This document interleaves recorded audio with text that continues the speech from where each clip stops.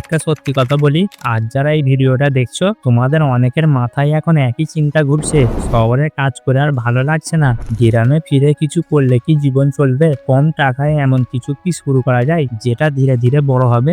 এই ভাবনাগুলো শুধু তোমার একার না, বাংলাদেশ হোক বা ভারত, 25 থেকে 35 বছর বয়সে এসে এরাই সবাই একই জায়গাতেই এসে আটকে যায়। চাকরি আছে কিন্তু মনে শান্তি নেই, দিনভর খাটুনি আছে কিন্তু মাসের শেষে সঞ্চয় নেই, স্বপ্ন আছে কিন্তু কোন পথে গেলে সেটা পূরণ হবে সেটা পরিষ্কার না। আমাদের মাথায় ঢুকিয়ে দেওয়া হয়েছে বড় বিজনেস মানেই শহর, বড় টাকা, বড় অফিস, কিন্তু সত্যিটা আসলে একদম উল্টো। শহরের আলোই নয়, গ্রামের মাটিতেই লুকিয়ে আছে সবচেয়ে নিরাপদ আর টেকসই সুযোগ। আজকের এই ভিডিওতে আমি দেখাবো 3টি বাস্তব গ্রামীণ ব্যবসার আইডিয়া, যেগুলো কম খরচে শুরু করা যায়, ঝুঁকি খুব কম, পরিবারকে সাথে নিয়েই করা যায়, আর সবচেয়ে বড় কথা এগুলো মানুষ বাস্তবে করে সফল হয়েছে। ভিডিওটা শেষ পর্যন্ত দেখো, কারণ শেষের আইডিয়াটা হয়তো তোমার জীবনের দিকটাই বদলে দিতে পারে। প্রথম ব্যবসা, মাছ চাষ। তোমার কি নিজের পুকুর আছে? না থাকলেও গ্রামে কি কোনো জলাশয় আছে? যদি থাকে তাহলে একটা কথা মনে রাখো, তুমি আসলে টাকার উপরই বসে আছো। অনেকে বলে মাছ চাষ খুব কঠিন, কিন্তু আসলে কঠিন না, শুধু কিছু নিয়ম ঠিকভাবে জানলেই হয়। পুকুর ভালোভাবে পরিষ্কার করা, ঠিক মতো চুন দেওয়া, ভালো মানের পোনা ছাড়া, এই 3টে ঠিকভাবে করলে অর্ধেক কাজ এমনিতেই হয়ে যায়। রুই, কাতলা, তেলাপিয়া, এই মাছগুলো সব জায়গায় সহজেই বিক্রি হয়। চালের কুড়া বা খোল দিলে খাবারের খরচ অনেকটাই কমে যায়। দিনে মাত্র 1 থেকে 2 ঘন্টা সময় দিলেই এই কাজটা নিয়মিত চালানো সম্ভব। একটা মাঝারি সাইজের পুকুর থেকেই বছরে ভালো অঙ্কের টাকা আয় করা যায়। এই ব্যবসা শুধু টাকা দেয় না, তোমার নিজের উপর বিশ্বাসও কয়েক গুণ বাড়িয়ে দেয়। দ্বিতীয় ব্যবসা, সবজি চাষ ও অর্গানিক কৃষি। আজ মানুষ সবচেয়ে বেশি যেটাকে ভয় পায়, ভেজাল খাবার। আর ঠিক এই কারণেই ভালো, পরিষ্কার, বিষমুক্ত সবজির চাহিদা দিন দিন বাড়ছে। লাউ, কুমড়ো, বেগুন, টমেটো, এইসব সবজি তুমি সারা বছরই চাষ করতে পারো।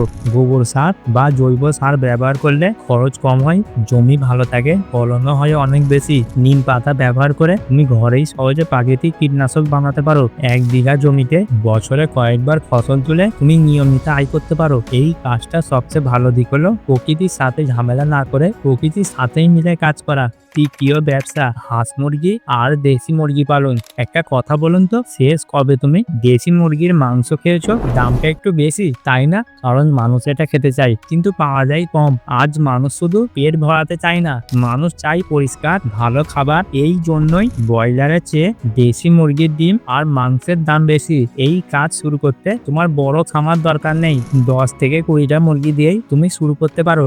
বাড়ির পাশে একটা পরিষ্কার জায়গা হলেই চলবে। খোলা জায়গায় ছেড়ে দিলে খাবারের খরচ অনেক কমে যায়।